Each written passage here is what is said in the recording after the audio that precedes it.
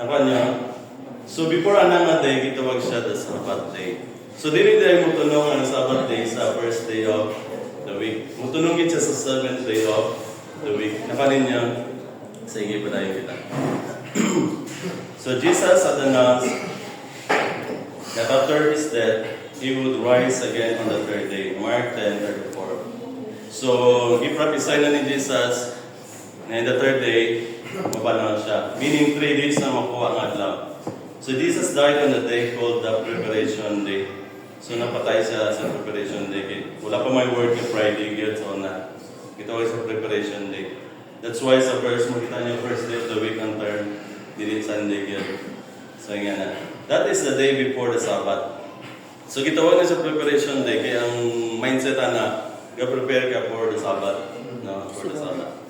So, and was resurrected on the first day of the week after the Sabbath.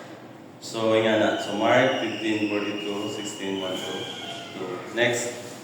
The Jews called the days of the week first, muna na Sunday, the second, Monday, until padulong sa Friday, preparation, and Saturday, last day, gitawag na to the Sabbath day.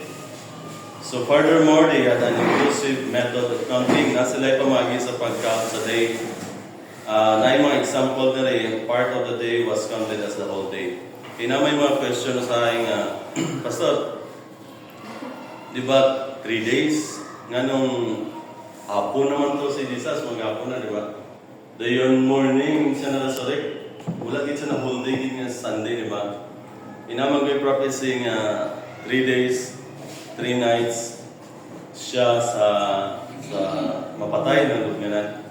Pero nga naman nga, pila naman ito oras ang Sunday na kuha. Tungod sa ilang culture before nga, basta makakuha lang ng adlaw, may mo na siya 1 day. In terms sa counting, na sa counting lang. So, ang point niya is like kung kay sino ni Esther, ningon siya sa mga tao, mag-fasting mo 3 days. Pero wala gito na mamangin nga whole day git sa ika-third day. Pero 3 days ka po nang nahimong counting tungkol sa na-gain nga number of days.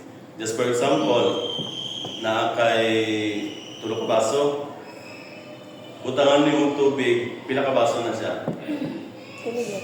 Tulog yapon. What if half water lang, pila na siya ka baso? Tulog. Tulog yapon ka baso. Tubig laman na siya.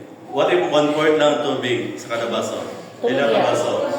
Tulog yapon ka baso. Doon nga na siya basa sa time aning i-mention ni Jesus nga 3 days siya, but ang hours niya kulang kung yung tanawan. But still, 3 days.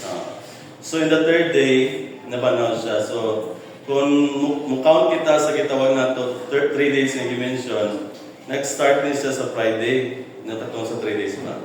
So, nahimo siya mutong una nga adlaw sa counting sa iyang kamatayon. Then, sunod sa third day, muna siya na second day dito sa kamatayon niya. Sunday, nahimo na siya ang third day. Bisan dili siya whole day again. So, 3 days siya. And in the third day, sa iyang prophecy, sa iyang kamatayon, third day, nahimo na siya Sunday. Pero first day of the week na siya. Dito siya nabanaw. So, na-gets man ninyo lang? So, beginning the 2nd century Christians began to honor the first day of the week as the day of the Lord's resurrection. Na-changes nga itabo sa 2nd century. No, sa itabo diya, ilan ang gi-honor ang first day of the week? Kung sa ganyan first day of the week? Sunday. Kay they are thinking na nabanaw si Jesus first day. So, we need to worship Him on first day. Napanin niyo? So, that's why, matingala mo nga